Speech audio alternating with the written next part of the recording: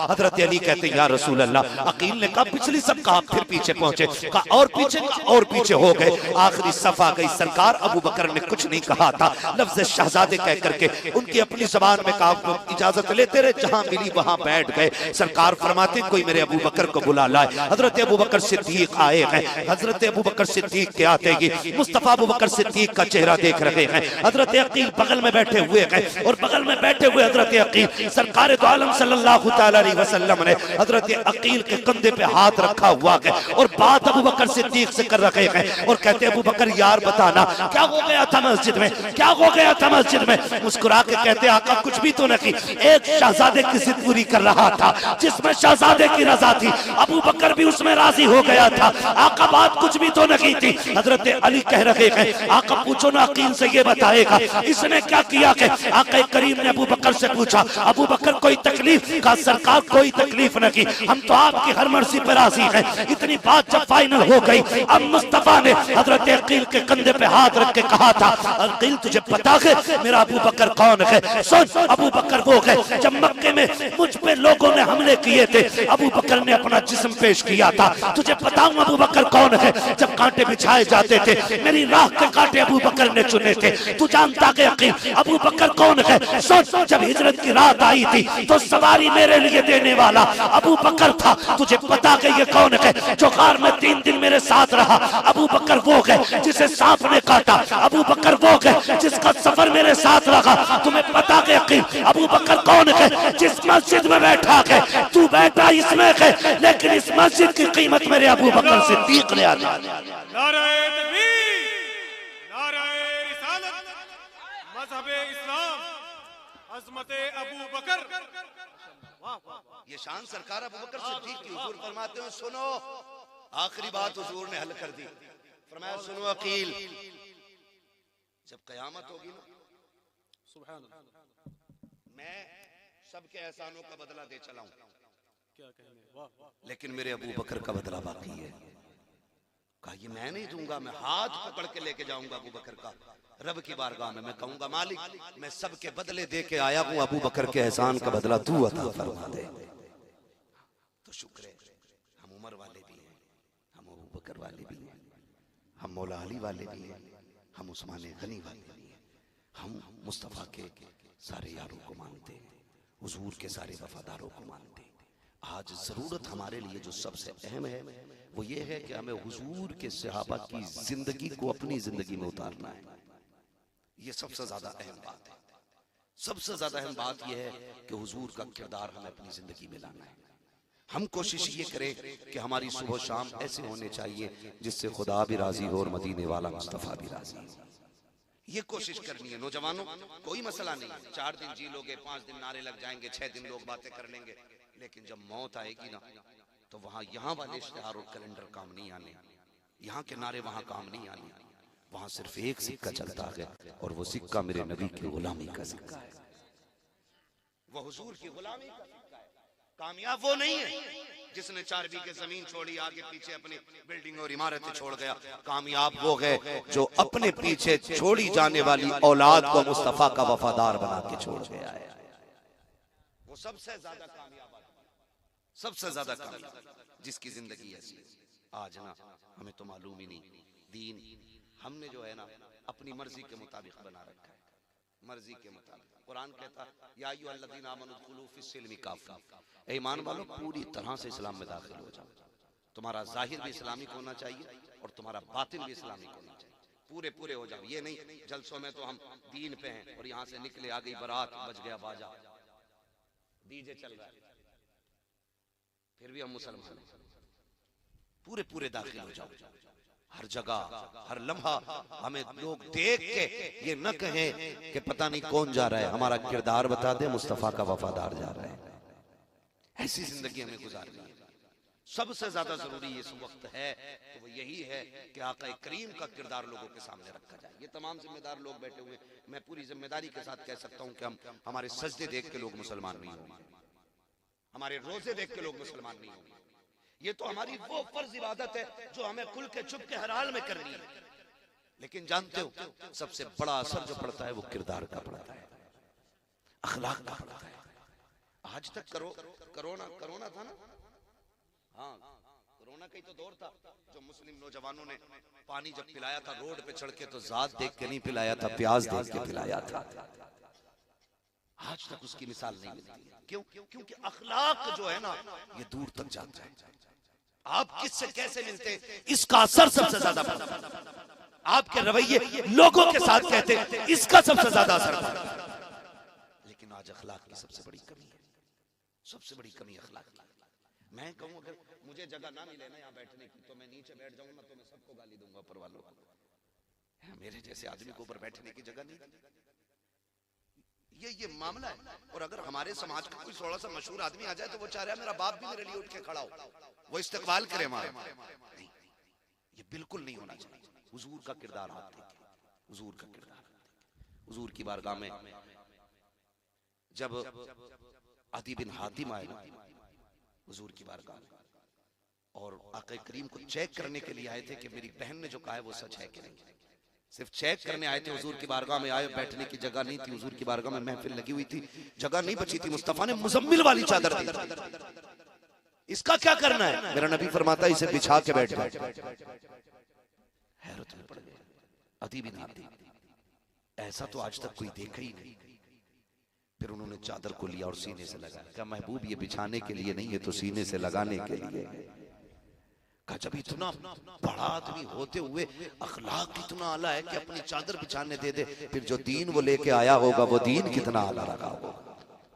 तो ये चीजें होती हैं जो हमें मजबूत करेंगी, ये चीजें होंगी जो हमें बेहतर करेंगी। आज ना नए नए गालिबन हज़रत तकरीर में कह रहे थे कि वो क्या है, सास के साथ शादी कर ली किसी ने, दामाद लेके निकल लिया भाई। ये बात चल रही थी।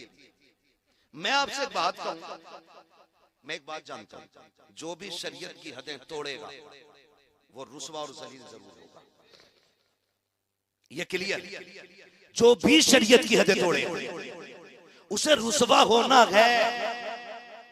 अगर आप एहतियात नहीं रखेंगे तो फिर ये जिल्लतें हमारा मुकद्दर बनेगी, फिर ये जिल्लतें हमारा मुकद्दर बनेगी और कोई बचा नहीं सकता। बड़ी अच्छी बात कही थी हमने, करोड़ों रुपए मज़ारों में तो लगा लिए, गुंबद भी हमने बना लिए, संगे मरमर भी हमने बना लगाए, लेकिन अपनी कौम को एक ऐसा इदारा नहीं दे पाए जिसमें बेटियों की भी इज्जतें महफूज रह सकें और बेटों की जिंदगियां महफूज रह सकें। ये सबसे बड़ा फुकदान हमारी कौम का, ये सबसे बड़ा नुकसान हमारी कौम को पहुंचा है। खुदारा थोड़ा सा होश के नाखून लें और इदारे मजबूत करें, इदारे मजबूत करें। और अब तो मजबूत क्या, जो हैं उन पे आ बनी हुई। अब तो वो खतरे में आ गए जो हैं, नए बननी तो बड़ी बात, जबकि हमारे इदारे लोगों में शराफत तकसीम करते हैं, प्यार बांटते हैं, मोहब्बत बांटते हैं, हुजूर का किरदार लोगों तक पहुंचाते हैं। मैं आपसे कहना चाहता हूं अपने बच्चों को दीन दीजिए, हुजूर का किरदार इनके सामने रखिए और इन्हें पढ़ाइए। और ये भी बताइए कि एक सबक याद रखना कि मोहम्मद से वफा तूने तो हम तेरे हैं, ये जहां चीज है क्या लोहो कलम तेरे हैं। हमें अपनी नस्लों को महफूज करना पड़ेगा, अपनी नस्लों को। आज नस्लें महफूज नहीं है, नस्लें महफूज नहीं है। शादी का सालक चल रहा, एक तो फोन करके कह रहा तारीख दे दो वरना देवबंदी हो जाऊंगा। सारे जोर हम पे ही है, कह रहा तारीख दे दो वरना डांस कराऊंगा। ऐसा लगता है कि उम्मत हम ही है, ये नहीं। अजीब मसला लोगों का यार। हमें वक्त नहीं है तो तू डीजे बजाएगा, हम नहीं आएंगे तो तू नाच कराएगा। ये क्या है? ये दीन की कमजोरी है। वरना जितनी दीन की जिम्मेदारी मेरे ऊपर है उतनी जिम्मेदारी हर नौजवान के ऊपर। ये नहीं कि मेरी बेटी कनीज़े फातिमा ज़हरा बने और आपकी बेटी बार डांसर बने, ये मतलब बिल्कुल नहीं है। मतलब ये है कि जितनी जिम्मेदारी मेरी बेटी के सर पे है उतनी की जिम्मेदारी आपकी बेटी के सर पे है। लेकिन किधर जा रहे हैं? तारीख दो वरना डीजे बजवाऊंगा। बजवा ले, हमारे बाप का कहना। कल तो हद कर दी, परसों फोन करके कह रहा तारीख दे दो वरना वहाबी हो जाऊंगा। इससे क्या मतलब? कोई रास्ता ही नहीं बचा। ये हालात ऐसे बनते चले जा रहे हैं। दीन को पहचानिए, दीन की जिम्मेदारी हर बंदे के सर के ऊपर है। हर किसी को जवाब देना दीन का काम कितना करके आए, काम कितना करके आए। शान मोहम्मद साहब आपने जलसा किया है ना, महराज साहब आपने महफिल सजाई थी, इतने मेहमानों का इंतजाम एहतमाम किया था, सारे काम सिर्फ यही करेंगे तो फिर सुभान अल्लाह कहने का हक कम से कम आने वालों का तो बनता है कि नहीं बनता है? वो भी यही कहेंगे, लोग कहेंगे नहीं नहीं ये तो सबका बनता है, ठीक है ना। तो आपसे मैं इतनी गुजारिश करना चाहता हूँ, खुदारा घरों के हालात बेहतर करें और बेटियों से जाके बता दें, मर्दों से ज्यादा बेटियों का दुरुस्त होना जरूरी है। समझ रहे हैं? मर्द 98% नेक हो तो बीवी का 99 नहीं बल्कि 100% नेक होना जरूरी है। इसलिए कि बच्चों के साथ बाप कम रहता है, माँ ज्यादा रहता है। बाप का असर बच्चे पे कम और माँ का असर कैसा होता है ये तो आप भी जानते होंगे ना। ये कोई मैं आसमान के ऊपर की बात थोड़ी बता रहा हूँ। और बच्चों की तबीयत जो माइल होती है वो माँ की तरफ ज्यादा होती है। आप देखो तलाक बीवी लेती है ना तो बच्चे माँ की तरफ भागते हैं, रहना माँ के साथ। क्यों? क्योंकि उनकी तबीयत का मैलान होता कि माँ की तरफ ज्यादा है। तो बाप से ज्यादा माँ का नेक होना जरूरी है। और जबकि अब्बा का 12 घंटे कमाने में गुजरता है, अम्मा के 6 घंटे मोबाइल पे गुजर रहा है। हाँ, सीरियल कज़ा नहीं हो सकता इसका।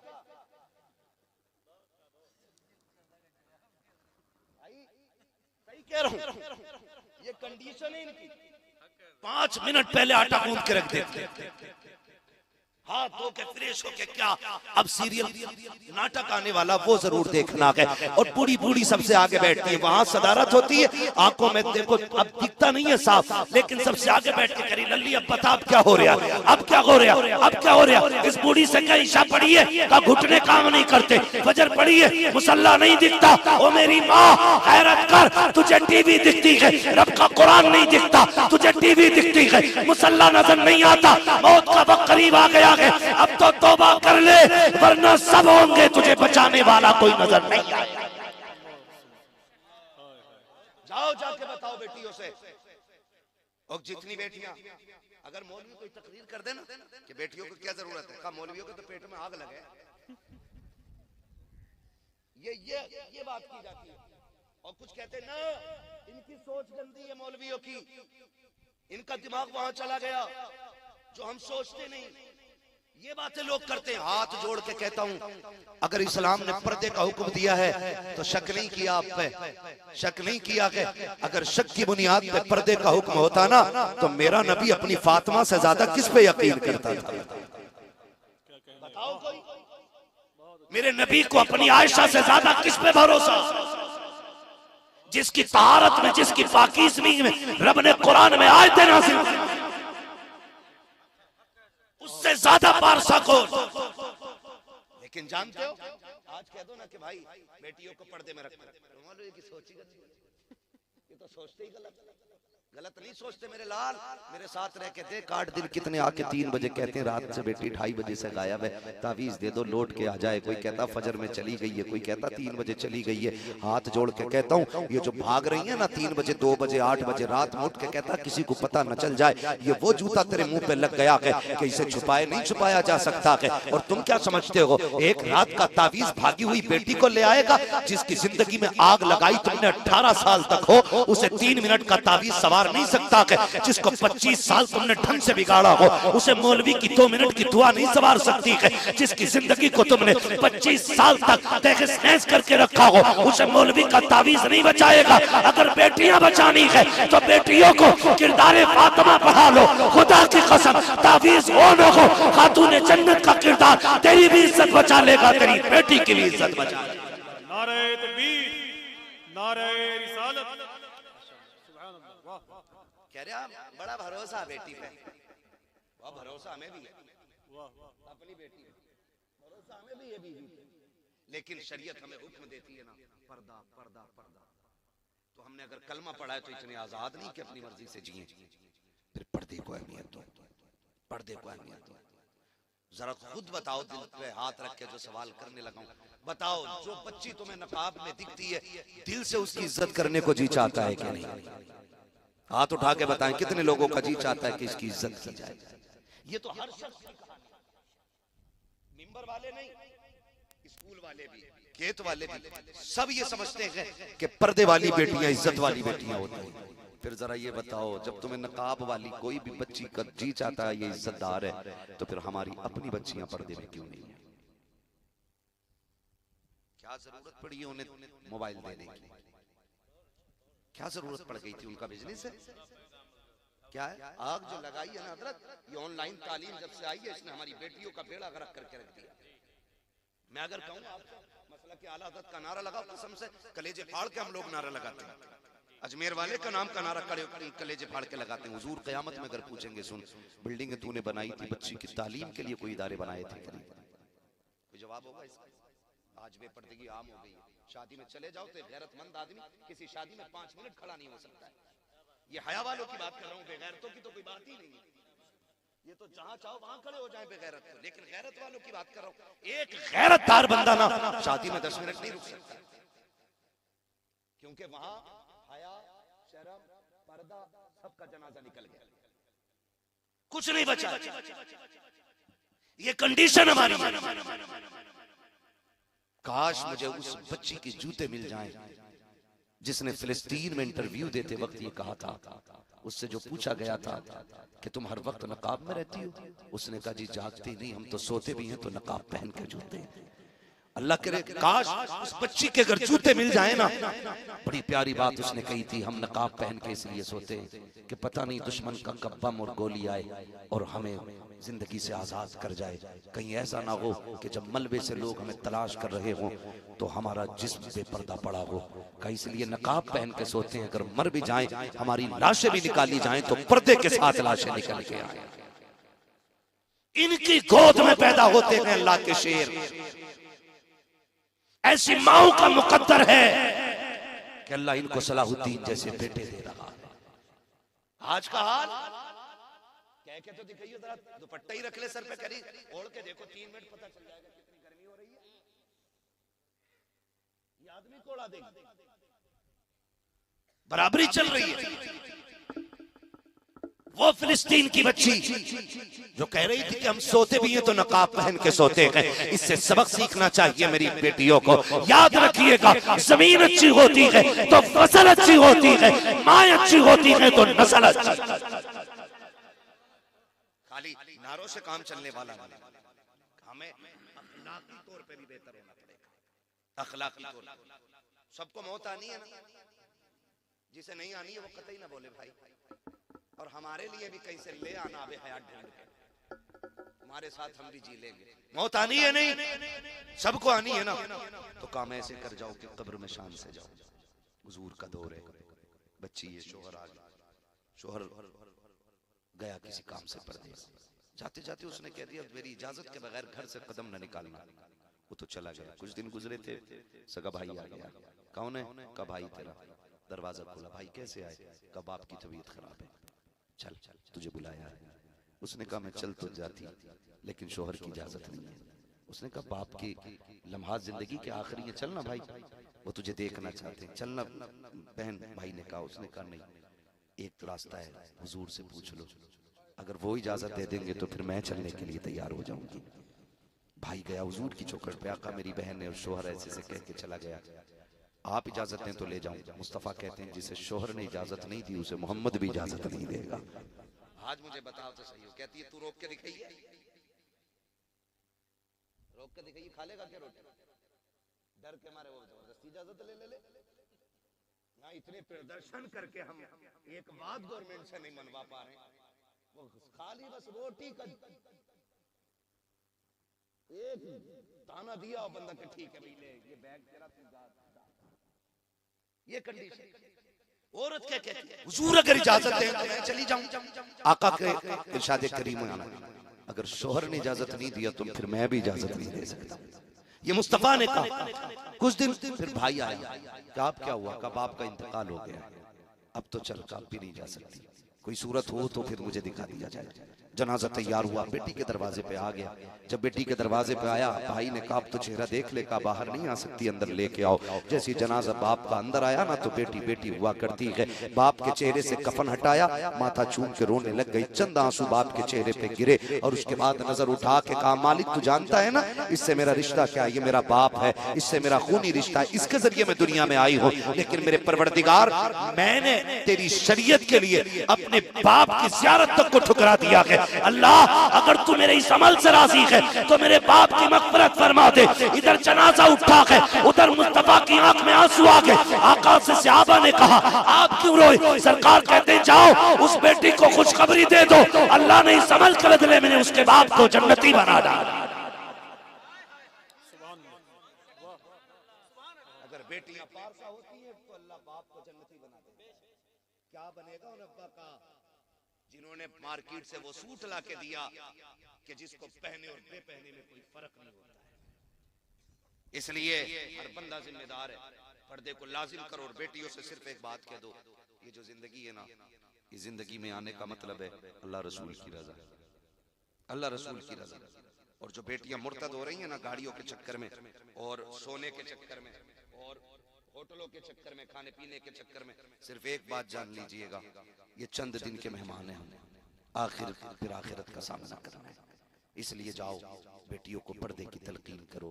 नौजवानों से गुजारिश है कि अपनी नजरों को फारसा कर लो, इतना खूबसूरत बना लो तुम अपनी नजरों को कि लोग तुम पे अपनों से ज्यादा भरोसा करने लग जाएं।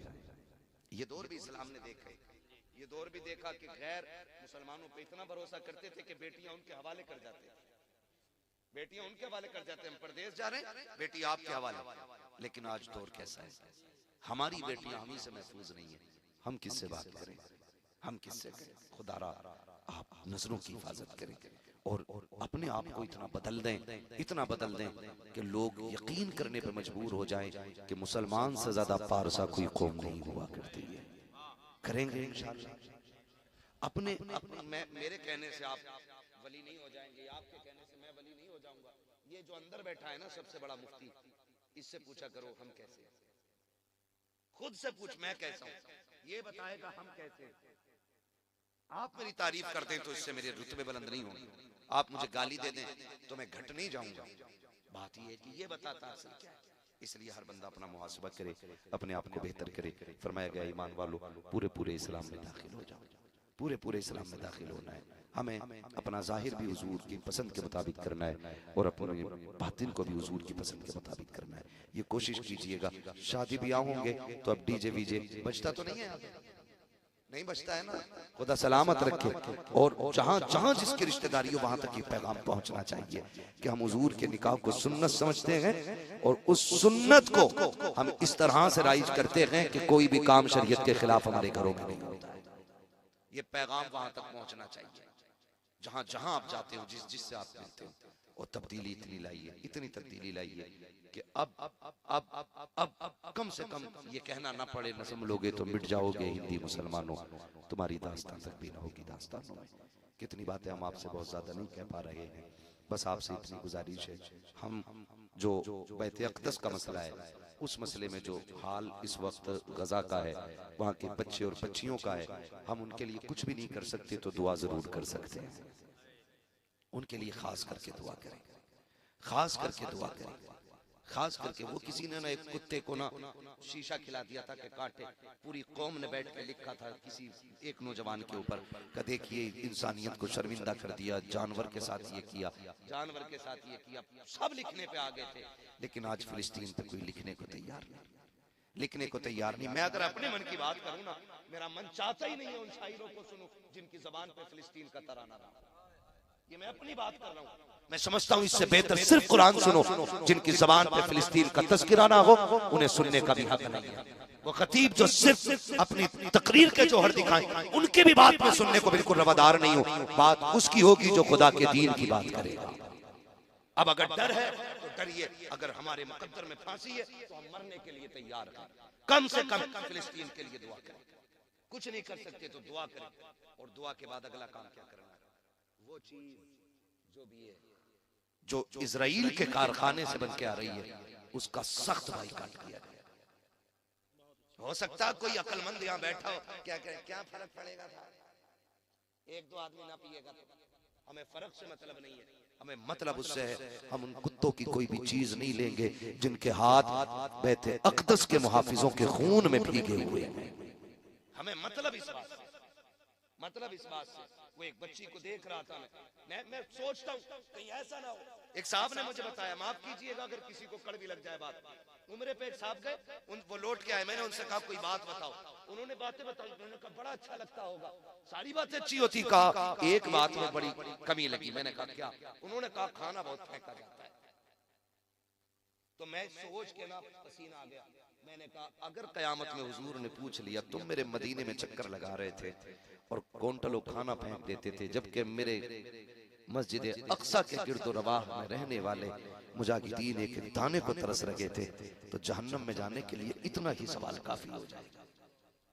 सीधी सी बात, दर्द पैदा करो दिल में, दर्द, अगर दर्द नहीं है तो फिर रोया करो उठ के कि इस सीने में दर्द क्यों। अजीब मंजर, वो उस बच्ची ने क्या कहा था, उसने कहा था मैं जब हुजूर की बारगाह में जाऊंगी ना तो जाके शिकायत करूंगी इस उम्मत की। याद है ना वो जुमले, याद रख लेना, कितनी लंबी लंबी दाढ़ियां हो जाएं, कुर्ते जितने चाहो नीचे पहन लो, जितने चाहो माथे पे ठप्पे लगा लो। फिलिस्तीन की उस औरत ने कहा था या रसूल अल्लाह कयामत में इन मुसलमानों की बख्शिश न कराना, इनकी शफाअत न कराना, ये वो बेगैरत है कि हम मरते रहे और ये ऐश के साथ सोते रहे, हम टूटते रहे और ये अपनी अय्याशियों में डूबे रहे, और तुम्हें खुदा का वास्ता कुछ न कर सको तो इतने तो साथ खड़े हो जाओ, ऐलान कर दो कि सुनो बैते अक़दस वालों, अगर यहूद और नसारा ये रहने वाले इजराइल के कुत्ते अगर तुम्हारे